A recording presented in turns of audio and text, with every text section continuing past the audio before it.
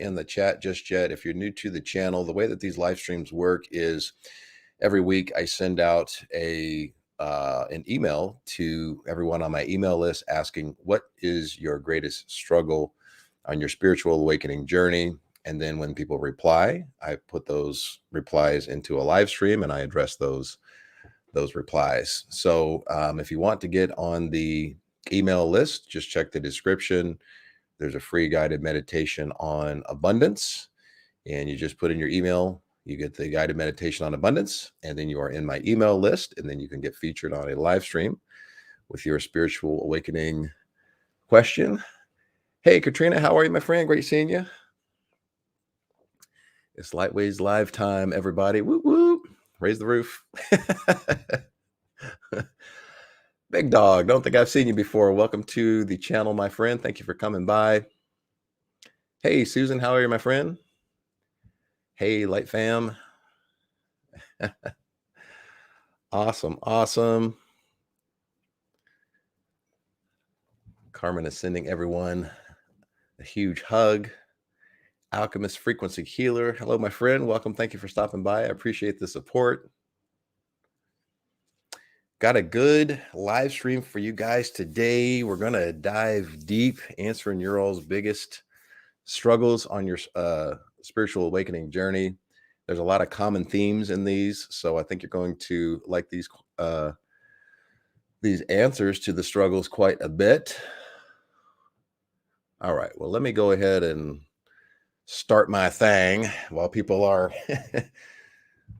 filing in. Okay.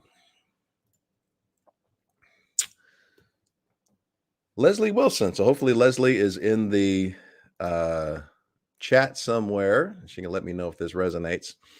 So her response to the email was, my biggest struggle is trying to fully understand why I'm always seeing certain numbers. 1111, 444, 333, 222. Also trying to understand why I have regular ringing in the ears. Okay. Well, thank you for that comment, Leslie. This is definitely something that a lot of people have questions about. I actually just did an angel numbers shorts yesterday. It did terribly. I don't know why. This is something everyone asks about. So if you guys don't mind, please go check out yesterday's short on angel numbers and give it a like and share it, and so that the algorithm knows that it exists. So angel numbers. Let's dig into angel numbers. Numerology is so fascinating. Each number holds a specific frequency in the fabric of the universe. The universe is energy, frequency, and vibration. And so when you align with certain numbers, you're aligning with that vibration. It's also a feedback to tell you what you're in alignment with. So without going too far down the rabbit hole of numerology, it's very fascinating. If you guys haven't looked into numerology, definitely do that. I think that you will find that your life path number is very accurate. Just look up how to calculate your life path number and its meanings. Your destiny number, I think it's your soul's destiny number as well. All of those things are very, very accurate because the numbers associated with your birth time are in alignment with what you're looking for in life and kind of how you're made up. It's very fascinating. But anyway, when you see these angel numbers, your guides, your higher self, source, all of that is non-physical. So they don't necessarily step up and say, hey, take this turn, stay away from that person over there, do this here. I mean, they do, if you are, meditating daily and you're working on those clairs and you have the clairs to have that type of open communication. But for the vast majority of people who falsely believe that they don't have the ability to meditate, one-on-one coaching on how to meditate, guys, right here. But for the vast majority of us, being able to communicate through numbers is kind of their go-to, especially in this modern world where there's numbers everywhere, license plates, receipts, You could be on your iTunes and the song stops at exactly 1 minute, 11 seconds, and 11 milliseconds, So now, what is interesting about these numbers is that the collective has kind of agreed to what certain numbers mean. So there are angel number charts out there. I did a video called Angel Numbers, and there's a chart in there where you can actually screenshot that chart. So, for example, the collective has kind of agreed that 555 means a fortuitous life change is on the way, or 888 means abundance. 333 is you are safe. 222 is trust the process. 444 is you are not alone. So you can go check out that video. Just type in angel numbers on my channel, and then there's a chart in there. But once you screenshot that chart, your guides are aware that you have that chart. And now there's a common legend that you guys can go off of where they can communicate. And that's kind of the general meaning of angel numbers. But more specifically, it's only relevant if it's relevant to you. So you want to, as soon as you see an angel number, you want to stop and think about, what were you just thinking about? The universe likes to give confirmation. So were you pondering whether or not to take a certain direction in life? Were you asking a question? Were you thinking, hey, should I do this or should I not do this? You're going to get the signs relevant to where you are specifically. This is your team in the unseen, your guides giving you the answers that you're looking for. So just try to stop and take note of, what were you thinking exactly when you saw that number, and were you asking a question about the direction of your life? But yeah, numbers are fascinating. It's how our guides communicate. And again, you can sit in meditation, invite your spirit guides in, and ask, what do I need to know for my highest good? What are my next steps? Your guides are there to communicate with you. So, they'll kind of use the numbers as a gateway into higher levels of consciousness, higher levels of communication. And those higher levels of communication might include entire downloads of concepts or visions, premonitions, etc. So just follow that rabbit hole, get your guides in on the meditation, and watch that communication open wide up.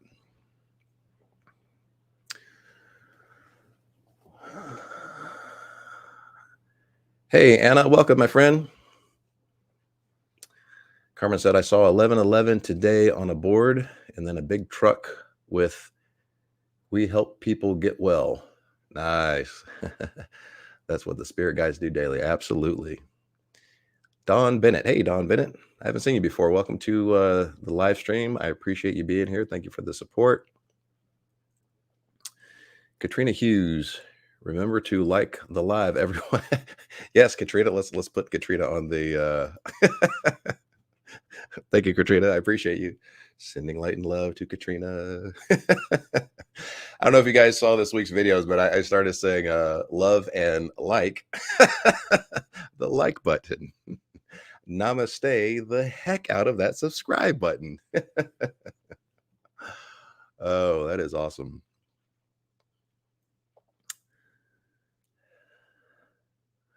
So that was Leslie Wilson's comment. Leslie, if you're in the chat somewhere, let me know if that answered your question on angel numbers. So Susan says, the past 2 weeks or so, I have thought a split second before that specific thing happens. Yes. Now, this is very interesting. Once you start living on a higher plane, at least 4D, then you live what I like to call 5 to 15 seconds in the future. Like 5 and sometimes as long as 15 seconds, when something is about to happen, and then boom, like clockwork. So it gets very interesting. Brian Yoshi. What's up, Brian Yoshi? Haven't seen you before, my friend. Thank you so much for stopping by. I appreciate you. Can you talk about faith, trust, surrender when in the dark night of the soul and void? and void. I believe that's actually our next oh no, we got empath and then we got void. Okay. All right. So Brian, the way that I do these, I respond to everyone's responses from the email that I send out. I send out an email asking what's your biggest spiritual awakening struggle, and then I respond to those first. But I do circle back around and get to the questions in the comment section. And yours actually mentioning the spiritual void after Dark Night of the Soul, that is coming up right after the empath comment. So let me do the empath one here because we got a lot of empaths. Okay, this one is Bianca Hernandez. Bianca Hernandez. Today, my biggest struggle is being an empath and taking on other people's energy. It's made me a forced introvert. Oh, wow. Okay. All right. So there's a lot of things going on here with this. So first, what I'm going to do is I'm going to give the technique on how to actually protect your energy. And then we're going to dive a little bit deeper as far as how empaths can really step into their power, not just protecting their energy, but living their life purpose as an empath. So let's talk about the technique first. You have to understand we live in a soup of consciousness. The universe is conscious, and we're conscious creative centers. The universe is energy, frequency, vibration. What does this mean? Well, it means that the energy is conscious, it's responsive, it's programmable. You literally can program a golden white light bubble of protection around you, and then you can program that energy with the intention to block any energy that is out of alignment for your highest good, and then to return to sender transmuted as love. This is where we start to practice spiritual alchemy. You're not only protecting your own energy, but you're sending that energy back at a higher frequency for someone that may need to be in a higher frequency, right? You're sending out love. Remember, love is the dominant frequency of source. So you're stepping into your source self when you are blocking and sending back to sender, transmuted as love. You're stepping on a higher plane. You're out of the ego's survivalistic um, energy, believing in scarcity, competition, and fear. You're walking in your source shoes when you're transmuting to love. You can also do Ho'oponopono, by the way. So not only are you blocking that energy, sending it back as love, but you can direct Ho'oponopono to this person or the crowd of people. I love you. Please forgive me. Thank you. I'm sorry. Think about this works like a magic spell. Think about the energies associated with I love you. Thank you. Please forgive me. I'm sorry. So first of all, I love you. Obviously the dominant frequency of source. Thank you is a sub frequency of the love frequency. Please forgive me. I'm sorry. That forgiveness energy is a releasing energy, an expanding energy. Please forgive me. I'm sorry. Stops energy from being trapped. Energy hates to be trapped. Energy likes to move. This is where emotions come from. Energy in motions. When you have an emotional outburst or an emotional, that's usually pent up energy being taken out, it's moving. So please forgive me, I'm sorry, get you out of that closed off resistance state and into an expansive frequency. And so when you're cleaning the energy of the people around you that need it with Ho'oponopono, you're stepping into a higher frequency. And remember, opposing frequencies can't share the same space.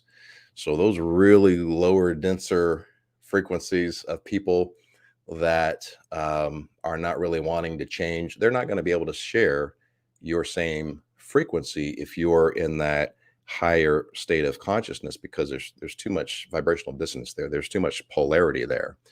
And then the ones that are open and receptive, their frequency is going to raise because your dominant frequency, the dominant frequency of source is love. If you're in that love, gratitude, forgiveness frequency, your dominant frequency is going to be like a magnet, and the other frequencies around you are going to adjust to that, especially if they're not conscious of it. So you being a spiritually evolved person who is conscious and cognizant of your energy, when you're in a room of people that have no idea about energy, their energy is just going to be malleable to whatever your dominant frequency is. So, one, be conscious of your energy. Two, program that divine white light, that shield, that bubble around you that deflects the energy, returns it to sender, transmute it as love. And then you can also do Ho'oponopono. So that's how empaths can protect their energy. That's the technique. Now let's look at a deeper aspect.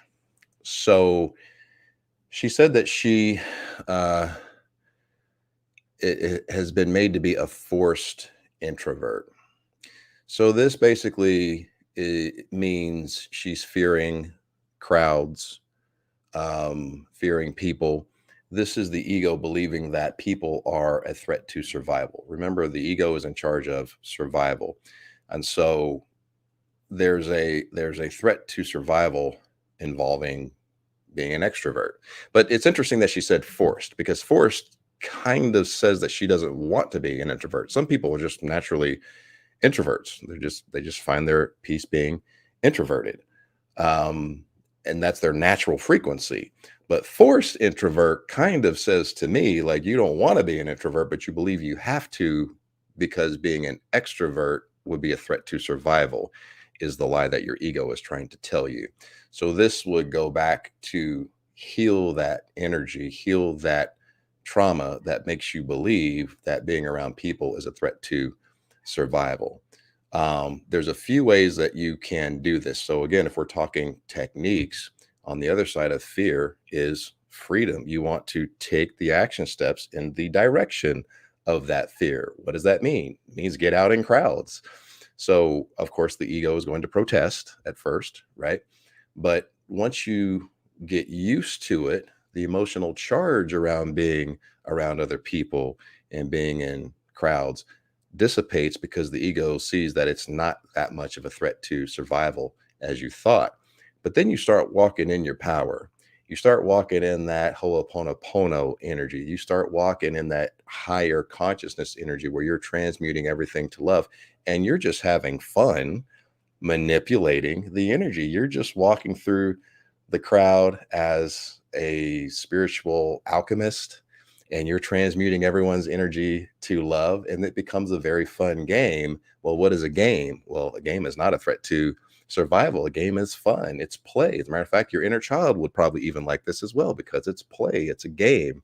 So you can go into that crowd and practice your alchemy skills, transmuting things to love, and then the ego doesn't view it so much as a threat to survival, but you're also becoming very adept at being an alchemist, manipulating energy, transmuting lead to gold, fear to love. This is the point of being an alchemist. So that's the technique, but there's some unhealed trauma that is involved somewhere there. So one of the things about empaths a lot of times struggle with codependency trauma. This is why they attract narcissists a lot of times. So if there's unhealed trauma related to seeking approval, seeking validation, this is something that a narcissist can smell a mile away. And that's so when you actually heal those things, you stop attracting narcissists. The reason that narcs and empaths go hand in hand is because it's narcissists and codependency. That's the hand in hand part about it. But a healed empath no longer attracts narcissists because they become sovereign. What is sovereign? Self-validating, self-approving. If you're validating and approving yourself, the narcissist has nothing to manipulate you with. They manipulate you with your need to get their approval and get their validation. So fear is the barrier to expression, and unhealed trauma is linked to fear. So as soon as you start to heal that trauma, you you begin to naturally have more of an outward focused, stronger energy where you don't mind being out in the crowd. And then all of a sudden, those empathic abilities may no longer be viewed as a curse. Now they're viewed as a gift. This is something I see with a lot of empaths. They believe being an empath is a curse. Well, that's only because you haven't healed the trauma that makes you believe it's a curse. You chose those empathic gifts for a reason, and that reason is to help you on your life purpose. But you can't get in alignment with your life purpose until you heal the trauma that's keeping you from your life purpose. Remember, your life purpose and healed trauma share the same vibrational frequency. So if you have a whole bunch of unhealed trauma, it's going to be real hard for you to get onto your life purpose because there's a whole bunch of fear holding you back, fear of expression, fear of believing you can do it, fear of not being worthy of love, fear of whatever that unhealed trauma is. But a super empath is someone that has healed their trauma, and now they're using those empathic gifts and abilities, that ability to read energy, that gift for divination, whatever that empathic gift is that they chose to incarnate with. You're not an empath by accident. This is not this that the universe is far too intelligent to produce by accident. You chose to be an empath to help you on your life mission.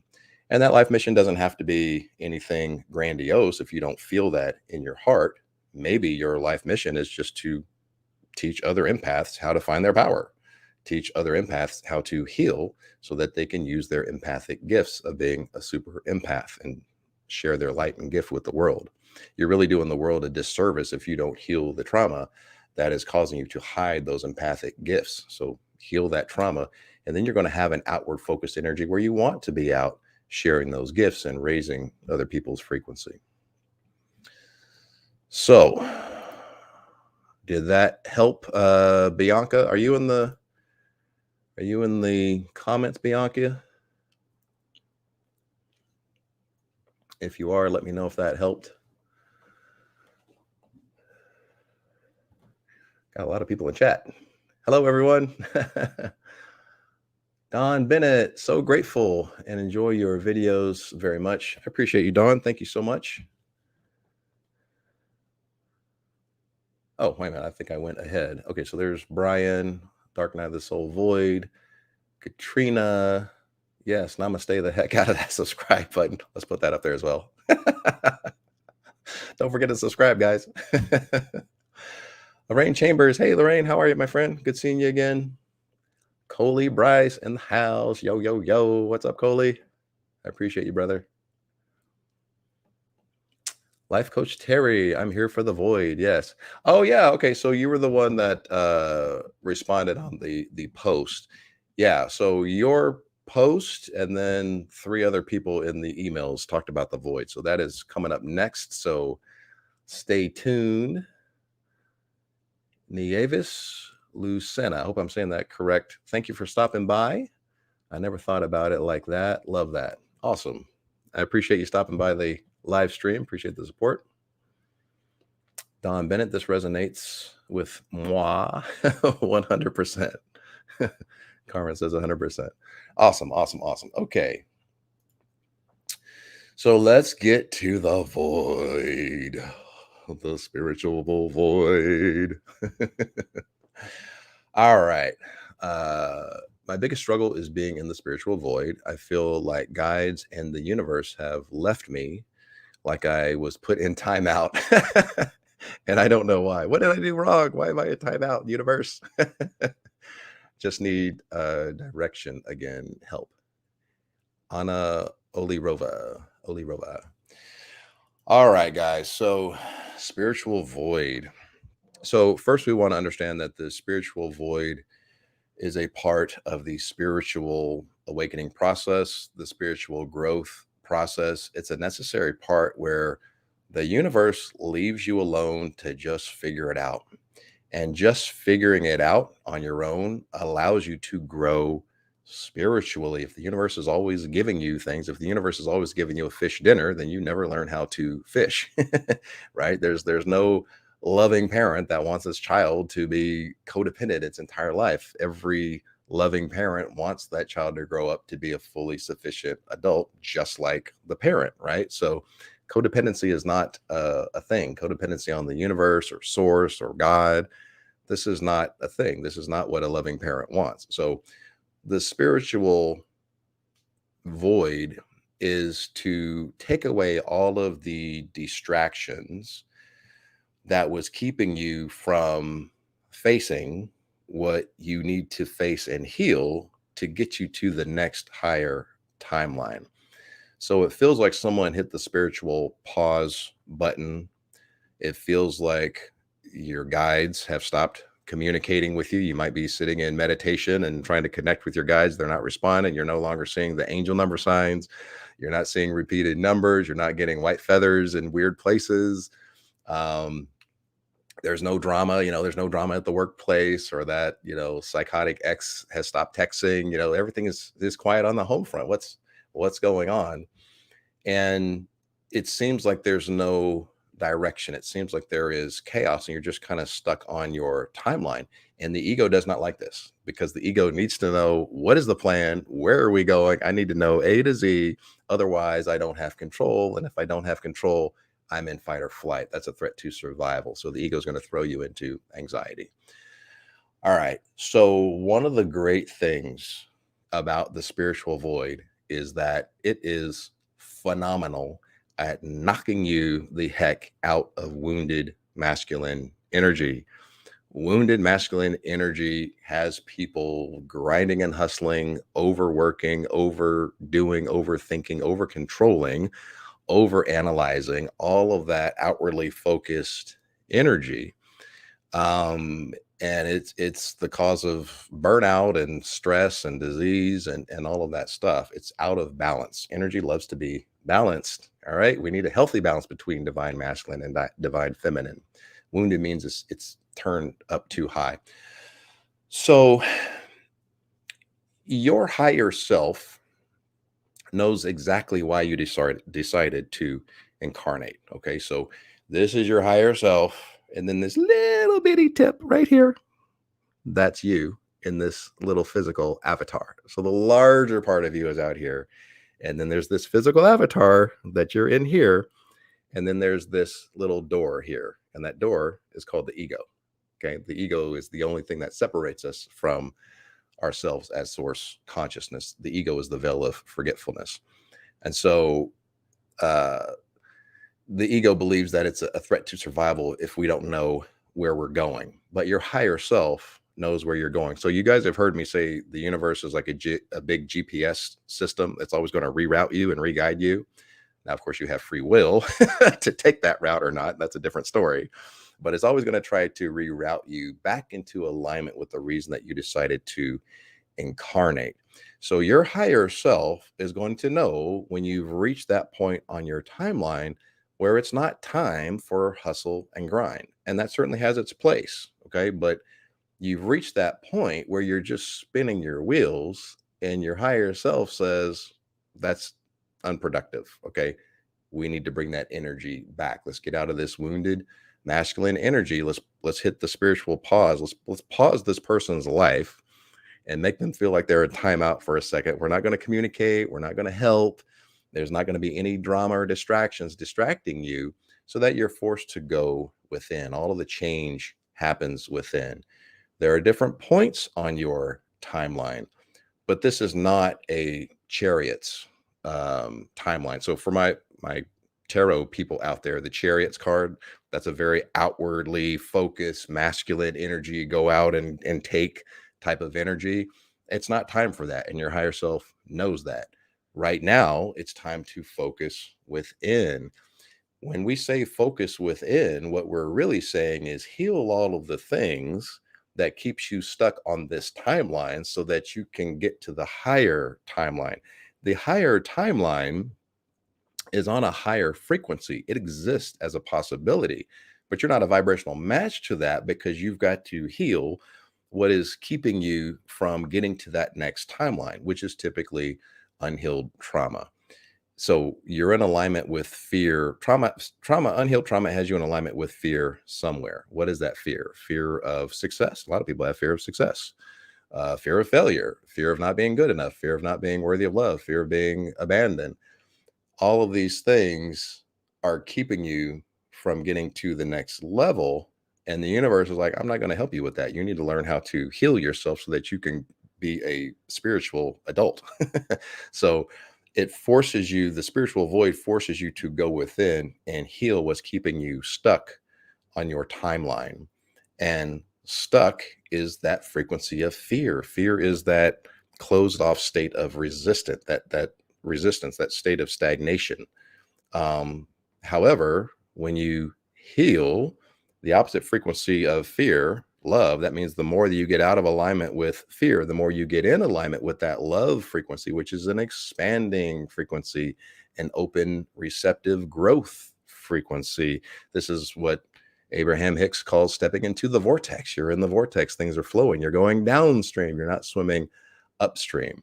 So, this is where you want to get into shadow work, trying to really figure out what is the overarching theme of that one fear.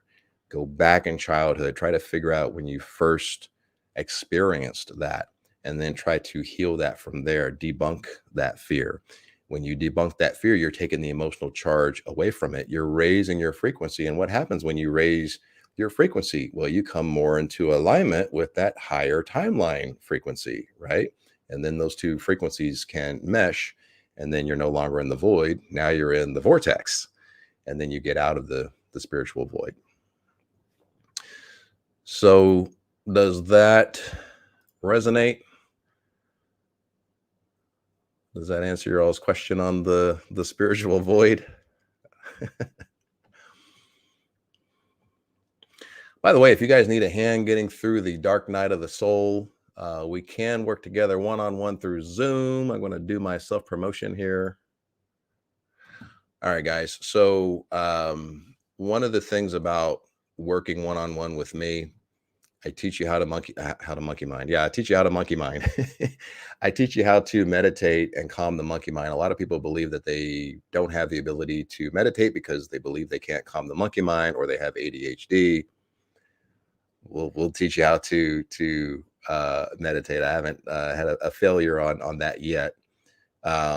Self-love, healing, self-worth, healing, shadow work, inner child work. Those are the 5 main categories for each week of my 5-week one-on-one training that we would do through Zoom. If you have an interest in that, check the description below. We'll do a quick discovery call. If you're in the US or Canada, you can also text the number on the screen for a quick discovery call. If one-on-one is not your thing, you want to do it on your time, I do have the online course, which is the same thing as the one-on-one course coaching. It's the same curriculum: meditation, self-love healing, self-worth healing, shadow work, and inner child work. Check the description below for that. And also, don't forget to get your free guided meditation on abundance. And then you are in my email list. And then I will send out that questionnaire. What is your biggest spiritual struggle? And then you can get featured on the live stream here. All right, enough self-promotion. What do we got here? Carmeliola. I hope I said that right. Welcome, my friend. Thank you. I came at the right time. I started to feel like I was forced to kind of get myself a ways energy clearing, always energy clearing. Now time to check this ego. And remember not to make an enemy of the ego, guys. You want to integrate the ego. When we start making an enemy of the ego, that's resistance. It's also self-hate. It's also internal division. We integrate the ego.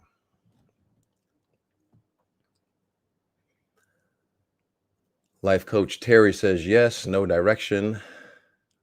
But what if we are overthinking? Come back to center. get centered into your heart space. Get back into the present moment. That's wounded masculine energy. Oneness 13. Hello, Oneness 13. I don't think I've seen you before. Welcome to the live stream. I appreciate the support.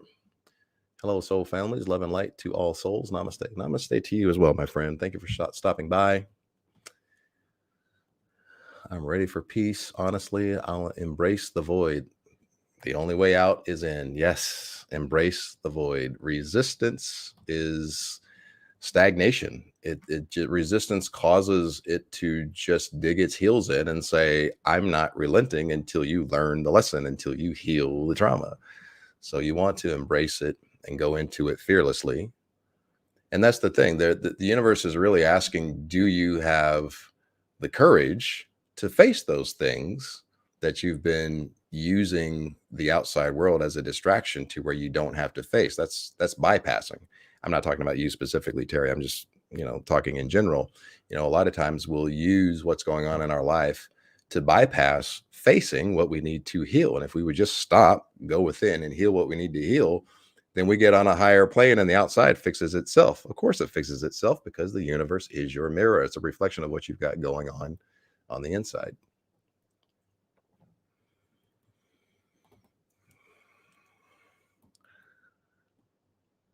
All right. Oneness 13, always on a high vibration, no matter what's going on around you, because everything else is just a distraction. Just saying. There you go. Katrina Hughes.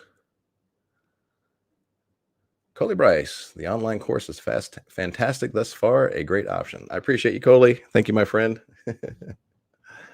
Which week are you on? Which subject? Have you gotten to the shadow work part yet? Angelina, just stopping by to wish you all a splendid day. Wishing you a splendid day as well, Angelina.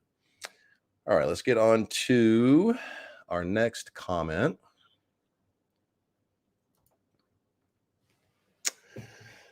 Okay, my struggle is being middle-aged and having a new calling in life. I got you.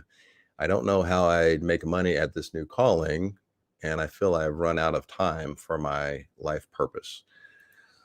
Okay, so this is basically the ego being aware of its finite finite timeline. The ego hates being uncomfortable.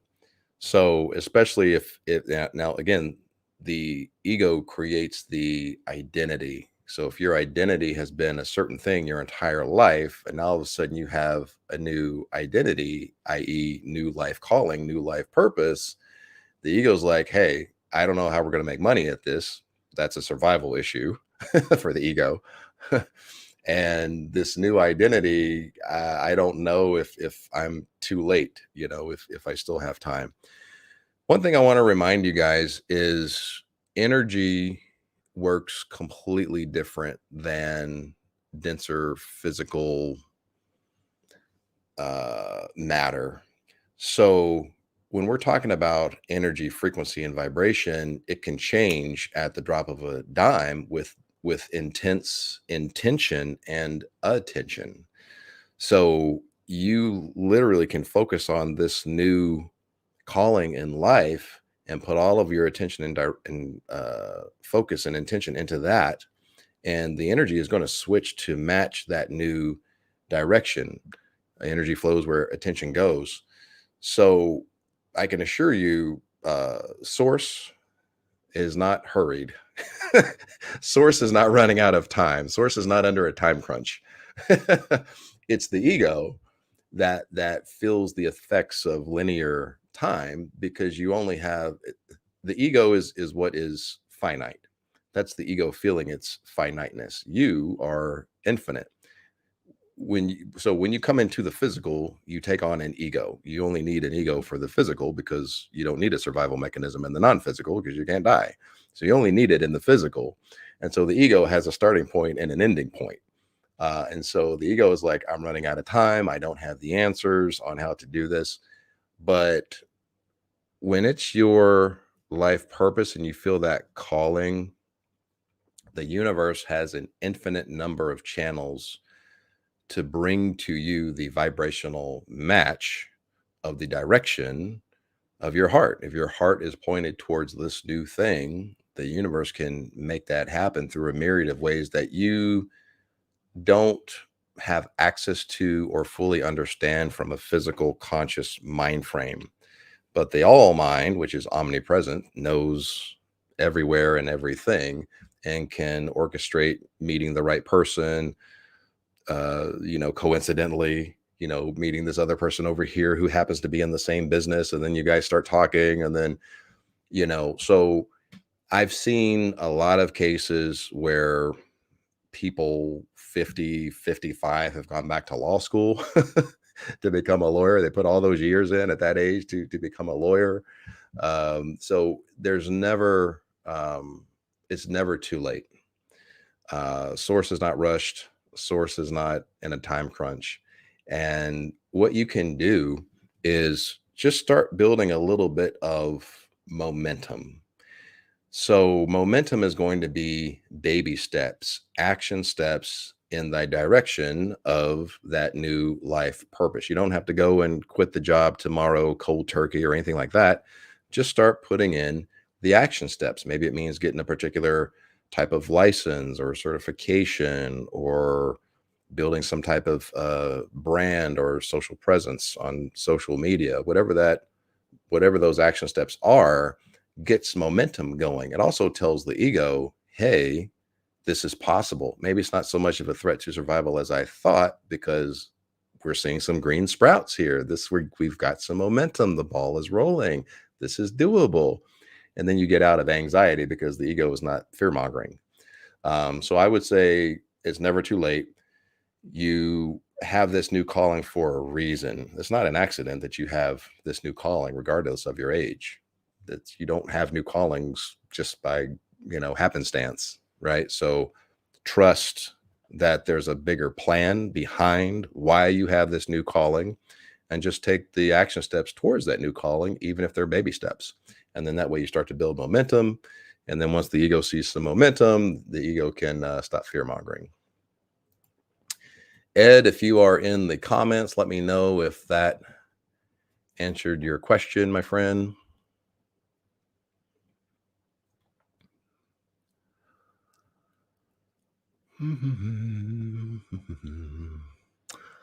All right, what is going on here? We are what we eat, so be aware of what you're consuming. Eating light force or life force is the best way to go. Yeah, try to stay away from processed nonsense, guys. Stay away from sugar, refined sugar.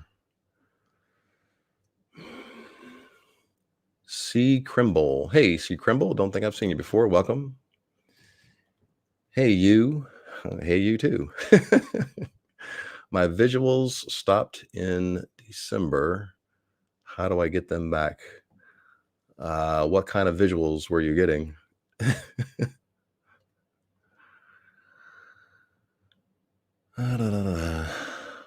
There's no going back when you truly know who you are. Yeah, once you wake up, you can't unsee it. You can't unred pill yourself. Can't go back and take the blue pill. You know too much now. Don Bennett, it answered one of mine. Awesome, good. So I wanted to circle back. Those were the four comments that I was going to answer. I am open to your all's questions. Brian, did that answer your question about the spiritual void and the dark night of the soul? You're gonna feel a little bit of that void after the dark night of the soul, because the dark night of the soul is the death of the false self. That's the identity the ego tells you that you need to be to survive. And then now there's a little bit of a spiritual void because that new identity hasn't been birthed yet. So you're in the void, or you're in the dark, hence the dark night of the soul. So it's a little bit of a spiritual identity crisis. If you haven't stepped into that new identity yet, it's going to feel like the void.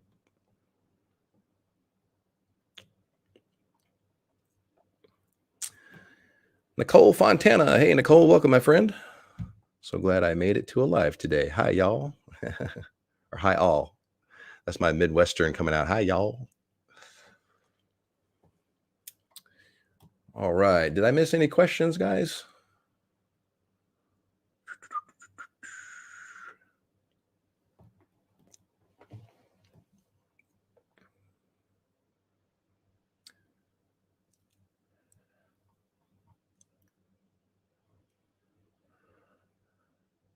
Raju, what's up, my brother?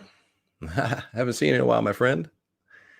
How to reflect on the past for a way forward and seeing how far you have. Let me put this over here on the screen where it's bigger. All right. How to reflect on the past for a way forward and seeing how far you have come versus ruminating on lessons you have learned already from the past. Um, Ruminating basically means staying in a space of kind of self-sabotage. Once you get the lesson, you can let it go. It's only there for the lesson. Once you get the lesson, then you let it go, and then you kind of sink into your heart space and intuit where is the heart telling you to go, which direction is the heart telling you to go, and then you trust and honor that intuition by taking those baby steps in that direction. Ruminating is really just, I don't want to say self-hate, but it's dwelling on a lesson longer than you need to be once you've gotten the lesson. So there's no sense of, there's no energy of punishment.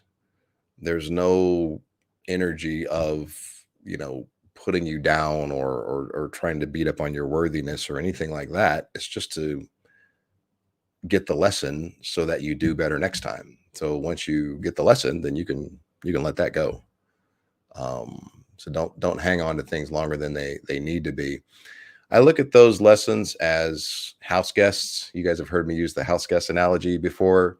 You just invite them in. You're the house guest, and you say, "What are you here to teach me?" And then when you get that lesson, typically where you in alignment with fear, where you out of alignment with the concept of your true identity as whole, perfect and complete, which is source having a physical experience, where you out of alignment with that truth, and then you heal that. You debunk that fear, and then you've gotten the lesson, and you can tell the house guests, boop, don't let the door hit you in the butt. Thank you for the lesson. Time to move on. So Raju, let me know if that helped, my friend.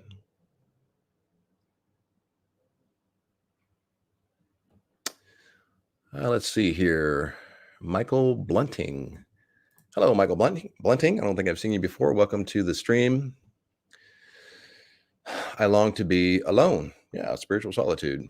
I feel bad, but I'm not wanting to be with my wife or even my dogs anymore. I have no time for myself for my new life.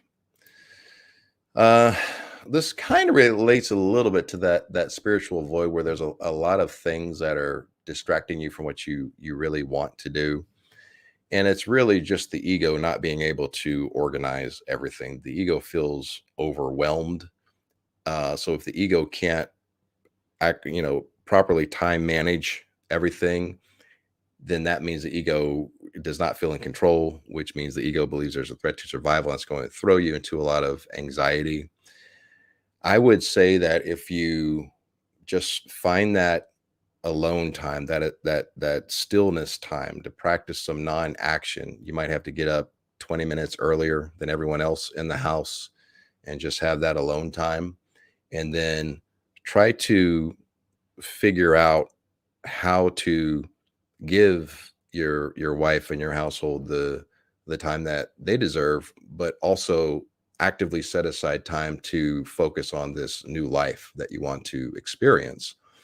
And when you're in that present moment, you're going to feel a lot more peace. The anxiety comes from the ego being off into the future and saying, "Oh, I don't have time for this. I don't have time for that." And, I don't know how to, you feel scattered because the ego doesn't have the answers. But when you're in the present moment and you sink into that heart space, and then you just start to openly and receptively ask, how can I, give time to my household and to this new life? And then you're open to receiving downloads and insight.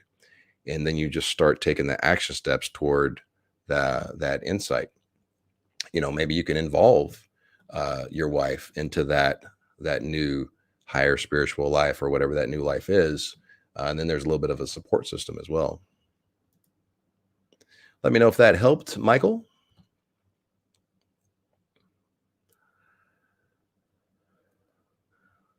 Let's see here. We got Don Bennett. Don Bennett, I am seeing a blue bubble out of the corner of my eye occasionally when I am thinking about A.A. Michael. Oh, Archangel Michael. Yeah. Is that a sign? Yeah. The thing about signs is that they are very specific to you. And if that's what you are attributing that blue bubble to, then yeah, he may want to be he may be reaching out to you. You might want to work with you. So this is a great time to sit in meditation and just try to channel Michael. Open up that. See, the thing about consciousness is when you're aware of something, it becomes aware of you. And it almost becomes like a quantum entanglement type of situation. There's an energetic link now because you two are aware of one another. And then you just sit there in an open frequency, invite him in. Are you trying to connect with me? And then you're just quiet. What do you perceive? Do you perceive a feeling or maybe a breeze over your face or maybe a vision or a name? Maybe the name Michael comes through. Maybe you've got some clairaudience. And then what do I need to know for my highest good? What are my next steps? You might get a sentence, you might get a word, but you just want to be still in the present moment and pick up on those subtle forms of communication that our spirit guides like to do. Let me know if that helped, Dawn.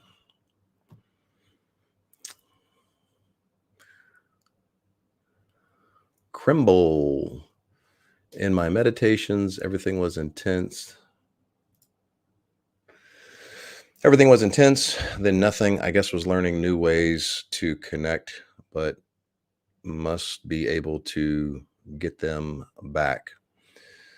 So the thing about connecting, you don't want to think so much of it as being something outside of you that is not you, that you have to connect with and cajole to have come into your space and then have this type of a Hollywood experience that's very intense with, lightning and purple smoke. Usually it's a lot more subtle than that.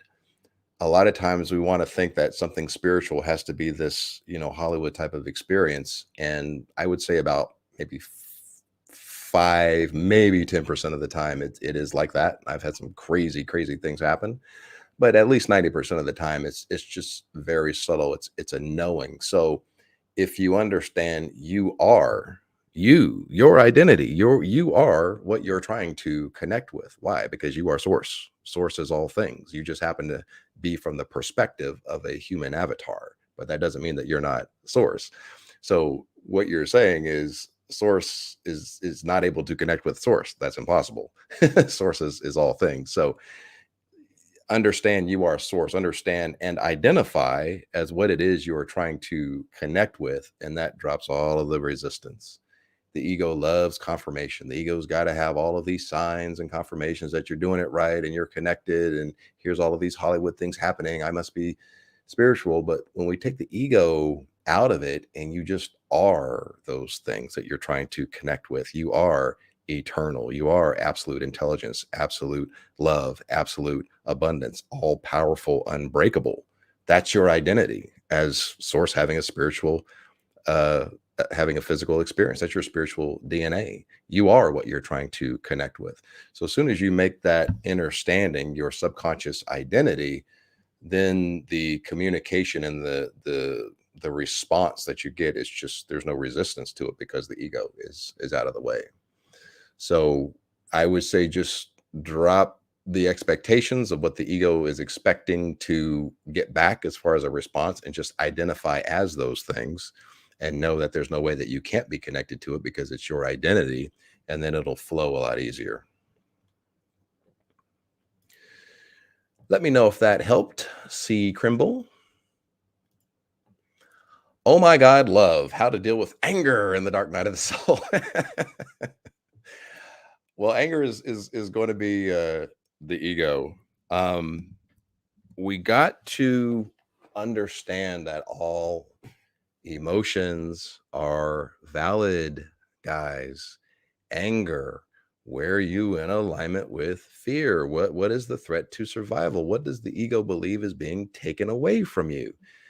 Are you believe you're going to lose something, or someone's going to think something bad about you, or you're not going to be able to control something? What is the anger? Has a message. The anger in and of itself is not bad. Good and bad are human concepts.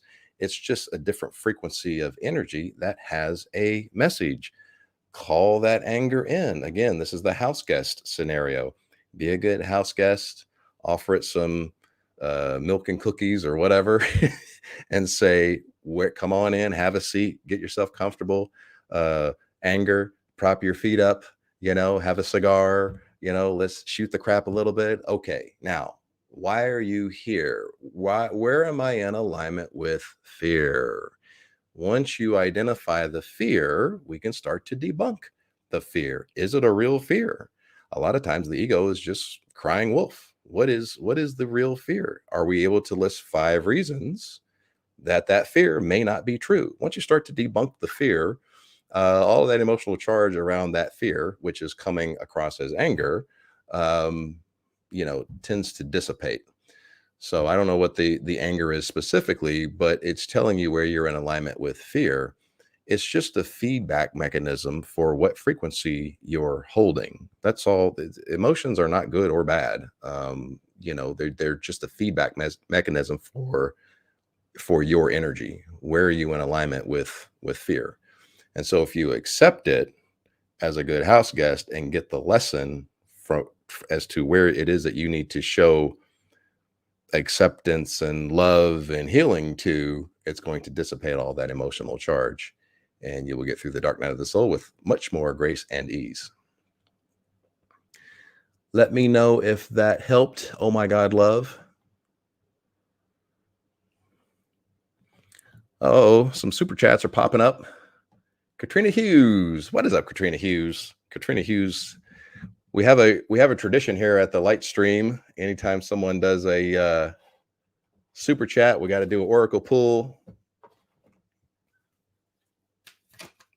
Messages from the universe today, guys. This is the lightweight shuffle. Got the Macarena shuffle.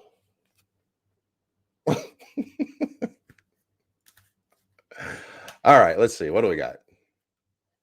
I have no idea. To the sea, number 7.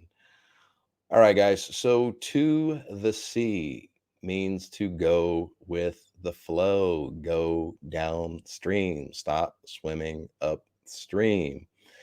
Now, number 7 is divinely orchestrated. The divine has your back, and see that face. The divine is watching over you, and the sea would be water. Water represents emotions, energy, and motion. Follow that energy, go with the flow. What are those emotions telling you? Go with those emotions, get the lesson from it, as I've been saying to some of these other comments. But you seem to be swimming upstream. That's what this is saying. Swim downstream. Let me know if that resonates, Katrina. Hey, Brooke, interactive female. What's going on, my friend? Great seeing you.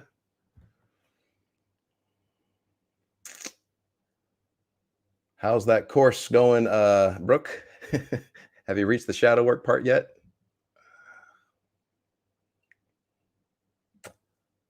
Michael says yes, thank you. Okay, awesome. Good, good, good.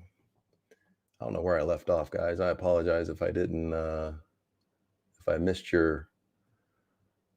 Okay, Raju, house guest. Awesome. Thank you, David. Wishing you're doing well. Awesome. Thank you, my friend.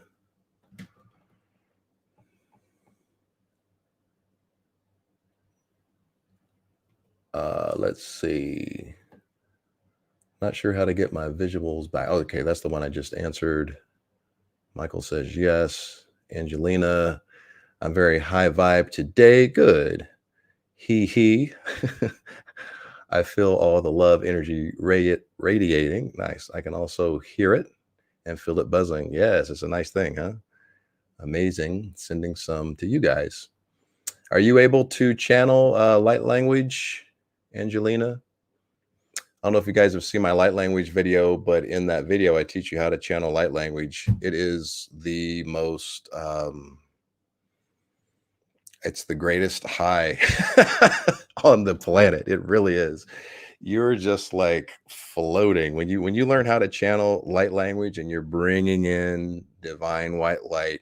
You're allowing it to center into your heart chakra, and then you're interpreting it, and it comes out as however you interpret it. It might be visual, it might be hands, it might be dance, it might be automatic writing, art, whatever.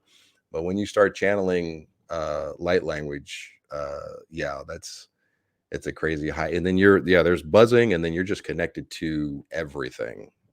It's crazy. Your psychic abilities go through the roof.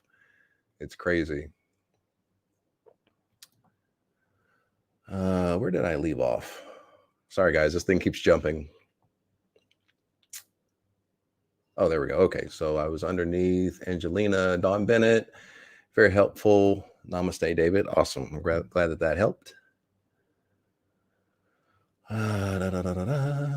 Let's see. Nicole Fontana. I've been watching you for a long time now. Thank you, Nicole. I appreciate the support. Just wanted to show how much I appreciate these live Q&As. I've gained so many insights from listening to the way that you explain things. Awesome. That is music to a light worker's ears. Thank you very much. I appreciate you, my friend. I find these videos much more helpful than the ones the algorithm likes. That's true.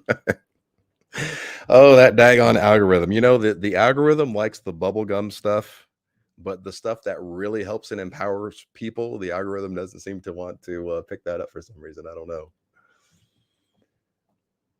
Let's see here. Uh-oh, Nicole dropping those righteous truth bombs. Triggers are our teachers. Shout it from the rooftops, Nicole Fontana. Let them know. Absolutely, guys. So triggers are the wounds on that unhealed trauma. That trigger is like ripping off that wound. That unhealed trauma comes out, and then you're just vomiting venom all over people. Hurt people. So the triggers let you know where you need to apply some love to a certain aspect of you. What aspect of you needs the most love? Well, the aspect of you that has the highest level of fear. So whatever you're fearing needs some love and acceptance from you. So triggers are our teachers. They're not something to bypass. They're not something to deny and repress and push away. All that does is resistance. It's create resistance. So treat those triggers like a house guest. What are you here to teach me? Where am I in alignment with fear? C. Crimble, thank you so much for your... Oh, thank you so much. I'm grateful for your answers. Awesome. I appreciate it. Oh my God, love. Yes, I validate it. Okay, good. Thank you, David. You're very welcome. Brooke, this week. Yes, this week. Oh, for the shadow work. Nice. You guys must check it out. David is the best. I appreciate you, Brooke. Check out the online course in the description below.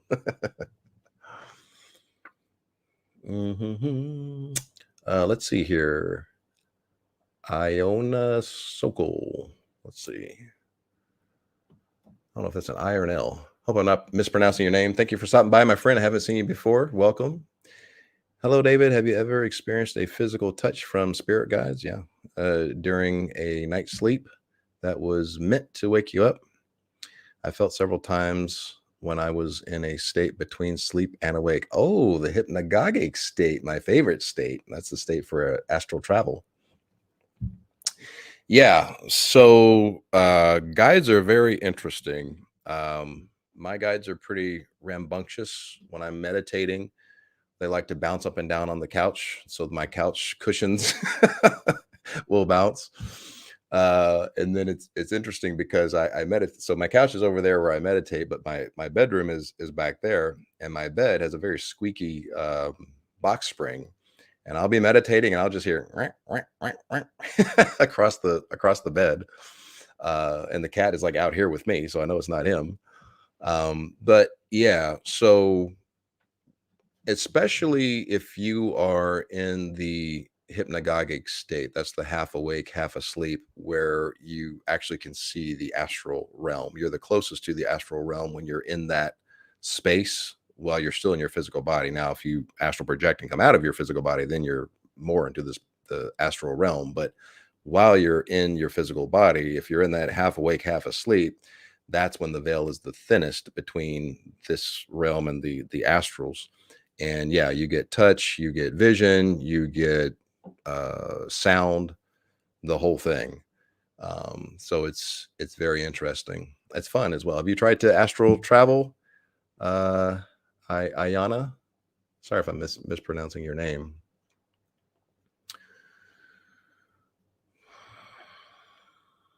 Katrina Hughes, thank you so much, David. Yes, this resonates. Oh, okay, for the Oracle pool. Nice. Learning to go with the flow more. Love it.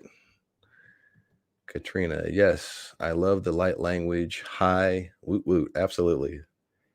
Hypnagogic state is when I've had my past life memories. Yes.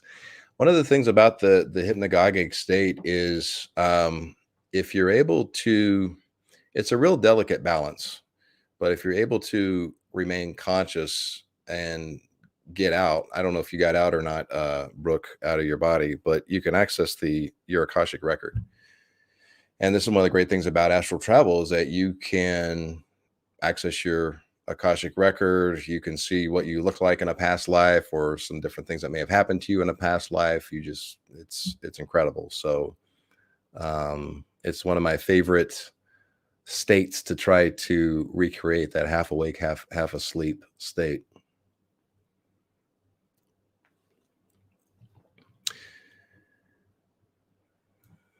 Any other questions, guys? I see that we're over our 1 hour here. Let me try to get another one before we wrap it up. I appreciate everyone for stopping by and supporting the channel. Don't forget to get that guided meditation. It's a little under 30 minutes on abundance. That's in the description. Just found out I was a geisha. Interesting. Very nice.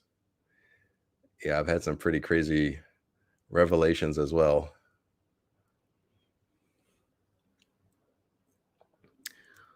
Lorraine Chambers, you are brilliant. Thank you so much. Oh, I appreciate you, Lorraine. Sending good energy, sending happy mojo to Lorraine. Love and light to Lorraine. Where is Titan Ways? Titan Ways is under my... Oh, he's looking up at me now because he heard his name. He's down here. He's looking up at me like, why are you talking about me on your live stream? Leave my name out of this. He's giving me that suspicious look.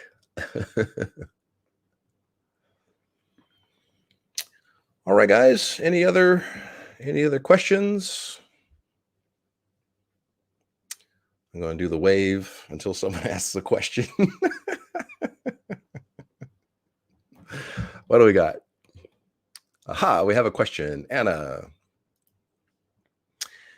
As your vibration changes, does anyone find body gets really hot? Sleep with fan on. That's interesting.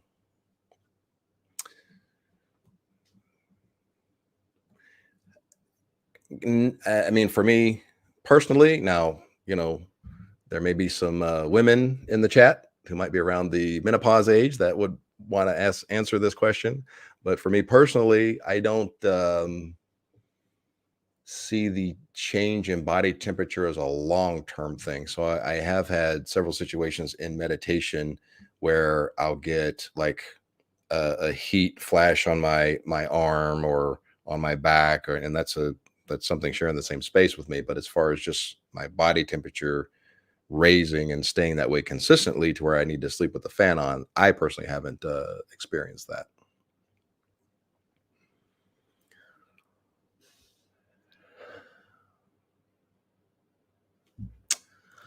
Let's see here. Okay, Nicole Fontana. I have a question about healing physical issues. Everyone has them in my family. I'm thinking it's ancestral trauma. I've been doing a lot of healing work with this, but it's still still experiencing issues. You know what? This is great for Ho'oponopono. You literally can just hold space for your family and just send them that Ho'opono healing energy. It tends to clean their aura, your aura, the energetic link between you guys. And what gets real interesting is you'll see that they start to act differently. It's amazing. It's almost like a magic thing. They just like magically start to act more in a loving, open type of frequency. And it's also very healing. Remember, energy is programmable. So you can send that energy with the intention of healing for their highest good, making the body temple whole, perfect, and complete. Combine that with Ho'oponopono, and yeah, that should do the trick. Let me know if that helps, Nicole. Coley says, "When is the Lightways Festival?" I don't know. We got to plan that. We can play guitar at it, my brother. We could be the festival. We'd be up on a little stage, having dueling guitars going back and forth, and then the Light Fam could be out in the audience. Maybe even have a mosh pit. Katrina says, "Hey, Titan Ways. Thank you very much, David. Awesome live as always. Thank you." Anna says, "I haven't got menopause." Okay, that's okay. I'm unique. If anyone else has any ideas on the body temperature rising and just staying that way, where you would need to sleep with a fan on, please feel free to put your guesstimations in the chat. All right, I'm going to answer one more. I had a dream the other night, and two phrases came to me. I looked them up trying to decipher the message. One was the fall of Jerusalem, the lost tribe of Israel. Hard time with the message. Keep doing the research. That's a beautiful question to get in meditation. Invite the spirit guides in, and then ask, what is the meaning of this? What is the meaning of these two phrases? And then you just want to be still and quiet in the present and see what you perceive. You might get a vision. You might get a third phrase that might be the key, that missing piece that you're looking for. So yeah, definitely get the spirit guides on this. All right, guys. I believe that is it. We're 15 minutes past.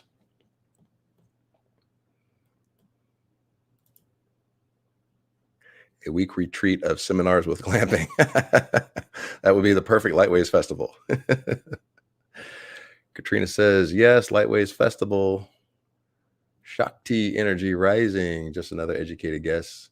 Yeah, you might be having some Kundalini come up. Did you have, so usually Kundalini doesn't necessarily creep. It tends to like blow up. It tends to just like, so I don't know. Have you had a Kundalini awakening, Anna?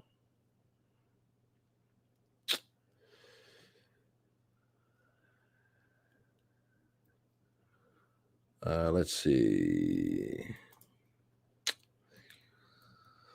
I will try that. Thank you for your response. I feel that energy a lot. Where would you suggest to go to learn how to work with energy? The beautiful thing about energy is you have to understand energy is also you. So that's kind of like saying, where would you go to learn how to work with you? Energy is not is just another aspect of you. It's just the non-corporeal aspect of you. So you can start to just experiment, sit in meditation, send energy somewhere, send it to a person, or try to read the room. What is in the energy when you draw your energy back in? Try to read what was in that energy. Try to send your consciousness to different aspects. You can be in meditation and you can send your conscious awareness up into the corner ceiling looking back at you.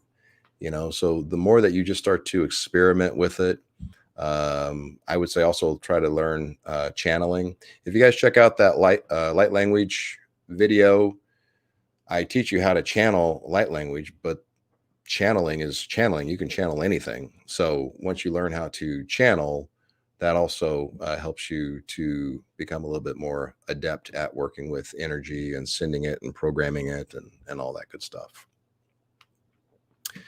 I hope that helps, Nicole. How do you draw energy back in? All right, this is the last one. So again, energy responds to your command. It's programmable. It is you. So as far as drawing it back in, one thing that you can practice is what I call energy. Actually, I don't call it. This is what it's actually called: energy sensing. So the way that it is described is it's the same way that otters in the ocean, the way that they smell underwater. What they do is they send out a big air bubble and then they bring that air bubble back in. And what was ever in that air bubble is how they smell underwater. So this is energy sensing. You can send energy out. I like to send it out through my hands in meditation. And you can start with like a small, bubble, maybe here, and then draw it back in. And then when you're reading it, you're drawing it into your heart chakra area. And then when it's in your heart chakra, you're sinking into the heart chakra and you're just reading it. Um, you might get a smell. You might get a taste. You might get a word. You might get a vision. You might get a sentence. You might get some type of a cold or a hot flash on your arm. And then the more that you practice with it, you can make those energy bubbles bigger. You can send it out to the entire room and then draw it back in. And then you can feel, oh, there's a darker, denser presence over there. There's a lighter type of an animal energy over here. My grandfather's over there, whatever it is. There's going to be all kinds of interesting things that you're going to be able to perceive once you draw that energy back in, let it sit into the heart chakra area, and then you put your conscious awareness in here, and you're just open and receptive to whatever you are perceiving. Pamela Bay, she made it late, but I made it. Hello, Pamela. You made it just in time for me to say that was an awesome stream, guys. I'll see you on the next one.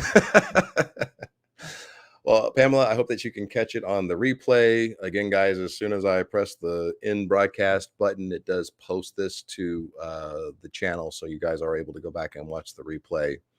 And I really appreciate everyone that stopped by today. Make sure to hit the like button. Please share it with people so the algorithm knows that we exist over here. And I love all you guys. Thank you guys for your support. We'll do this again next Wednesday. Again, I'm going to send out the email asking what is your greatest struggle on your spiritual awakening. Look out for that email if you want to get featured on the live stream. If you're not in my email, check the description. Get the guided meditation on abundance. When you put in your email, that automatically puts you in the email list, and we will be email buddies. All right, guys. I love all you guys. I will see all of you in the next one. Namaste.